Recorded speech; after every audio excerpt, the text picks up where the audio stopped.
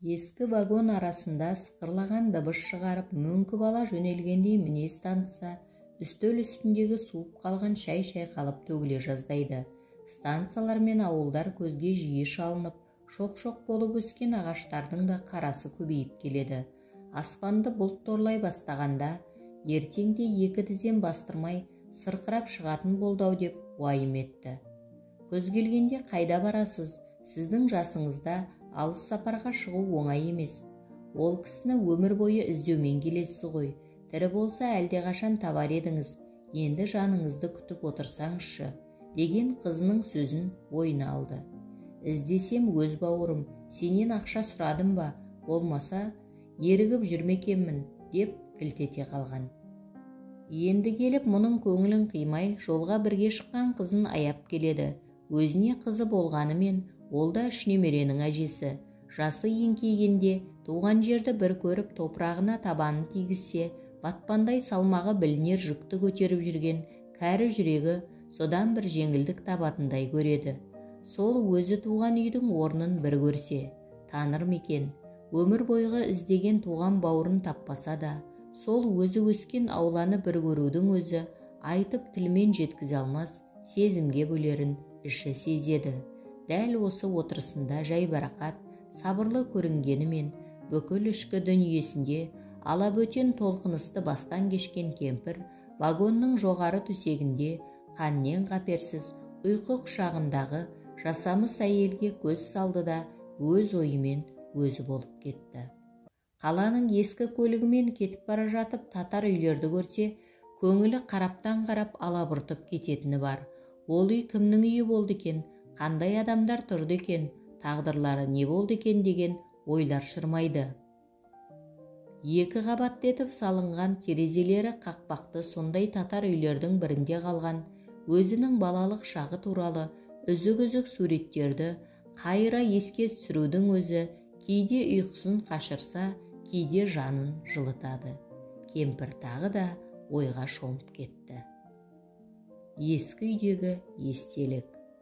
Анам туралы көп ештеңе есіме түсіре алмаймын.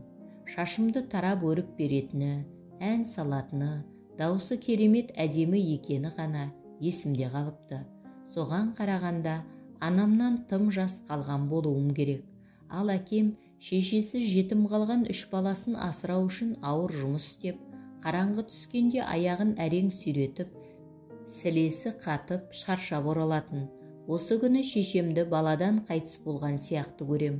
Өйткені кіп-кішкентай шақалақ сіңілімнің сүт сұрап қолдаяққа тұрмай шыңғырып жылайтыны көз алдымда қалып қойыпты. Ондайда әкем бейшара не істерге білмей, жан тері шығып, шырылдаған баланы сарала жаялығымен қойнына тығып алып, дәкеге нан дезіп, қоймалжың бұламықты сәбидің аузына салатын. Бірақ ол ана сүтіне қайдан жетсін? Кейде біздің бөпемізбен шамалас сәбиі бар көрші әйел келіп емізіп кететін. Ана сүтін құныға сорған сәби сәлден соң қара терге түсіп беті албырап ұйықтап кетеді. Бірақ сәбиді рахатқа бөлейтін мұндай сәт көп бола бермейді. Сөйтіп әкемнің әзірлеген бұламығын талғажау етіп, кішкентай сәби өсіп жатты. Өзі әлжуаз, кіп-кішкентай еді. Кіп-кішкентай болса да, сезімтал сәби жаулық тартқан әйел адамды көрсе көзі күліп, уілдеп қоя беретін. Көңілденіп, еңбектеп алдынан шығады. Кейде бір шаруасымен не отты қалу үшін көрші әйел келсе, солардың алдына барып, үмітке толы көздерін қадап, жәудіреген күйі ұзақ қарап тұрар еді. Бірде үйге әкемнен қарыз сұрап, қарсыдағы көрші әйел кіргенде, кішкентай сәбидің қалай қуанғанын көрсеңіз, оның алдына келіп, күліп, сәби қылықтарымен өзіне қаратып жатыр, екі көзі омырауда. Ол әйел балаға онша назар аудармастан шығып кеткенде, манағы өзін бауырына алып, еміземе деп үміттеніп күтіп тұрған сәби жерге етбетінен түсіп, бақырып жылап жатты. Бұл көрініске куә болудың қандай қиын екенін мен есеймей жатып түсіндім. Әкем күн ұзақ жұмыста. Кішкентай балаға қарау менің мойнымда. Мен ол кезде 6-7 жасар баламын. Соңымнан еріп, мен не істесем соны қайталайтын інішегім бар. Оның да 3-4 жасар кезі болса керек. Әйтеуір екеуміздің біресе нанға, біресе әкем әкеліп берген қоңыр бәтіңкеге таласып қала беретініміз есімде. Ескі 2 қабатты үйдің 2-ші қабатындамыз. Ойын десе есім кететін. Оның үстіне көрші балалар да қызықтырып қоймайды. Зайнап, біз бүгін кешегіден де күшті ойын ойнаймыз. Зайнап, бізбен бірге жүрсеңші. Кешегі тығылмақта сенің болмай қалғаныңды қарашы. Сен де бір пәле болдың дегенді қабағыммен білдіріп, сіңілімді тезірек ұйықтап қалсыншы деп, одан сайын үстінен қаққыштаймын. Оның ұйқысы келмейді. Терезеден қарасам, балалар 3 топқа бөлініп, жаңа ойын бастап кеткен екен. Өпемді ала-мала көтеріп, қиқа-жиқа жасалған ағаш баспалдақтан түсе берем дегенде, аяғым тайып кетіп, екеуміз бірдей домалай жөнелдік. Сәбидің бір жері қатты ауырып кетті мекен, бастапқыда демала алмай қалғанын көрдім. Сонда да өз басымды ойлап үлгеріп жатырмын. Кешке әкем келгенде ұрыспаса екен, әлде бала менің соңымнан ерем деп баспалдақтан өзі құлап кетті деп айтсам бекен деген, өзімді ақтамақ болған өзімшіл ойлар кимелейді. Біздің дыбысымызға келген көршілер беті басы қанап, шырылдап жылаған сәбиді жұбатып, менің үсті басымды қаққылап тұрғызды. Кеште әкем болған жайды көршілерден естіп, маған біраз ұрысты. Сыпырғыштың жұлынып қалған талымен ұрған болды. Соның өзіне ауырттың деп байбалам салып жатырмын. Даусымның ащылығы сондай, сырт көз мені біреу шырылдатып, зәбір көрсетіп жатыр екен деп ойлар еді. Інім мені аяған көздеріне жас толып бұрыштан сығалайды. Қолына таяқ алып ұрам десе, қолынан қағатын кім бар? Бірақ Қайран әкем ондайға бармайды. Даусын көтеріп, өзінше қаталдық көрсетіп, тәртіпке салмақ болады. Сонда да қаттырақ ұрсуға батылы бармай тұрғанын сезем. Жоғалған бала.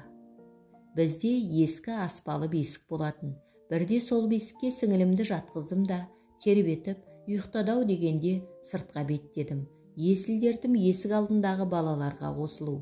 Ол кезде оң-солын әлі танып үлгермеген мен үшін жер бетіндегі ең керемет нәрсе ойын болып көрінетін. Ойынның қызығымен қалай кеш түсіп, қас қарайғанын байқамаппын. Тіпті үйде кішкентай бала бары да есімнен тарс шығып кетіпті. Әкем жұмыстан келген шығар ендігі дегенді ойлауым мұң, жүрегім зу ете түсті. Сүріне қабына жетсем, қолына пілтешам ұстап алған әкем қара көлеңкеде қарманып әлдене іздеп жүр. Үй іші тым-тырыс. Әкем кішкентайды іздеп жүр екен. Бала қайда? Бесікте ұйықтап жатқан деймін, аң-таң болып. Айнала қараймыз. Ұшты күйлі жоқ. Көршілерге жүгірдік. Ешкім көрмеген.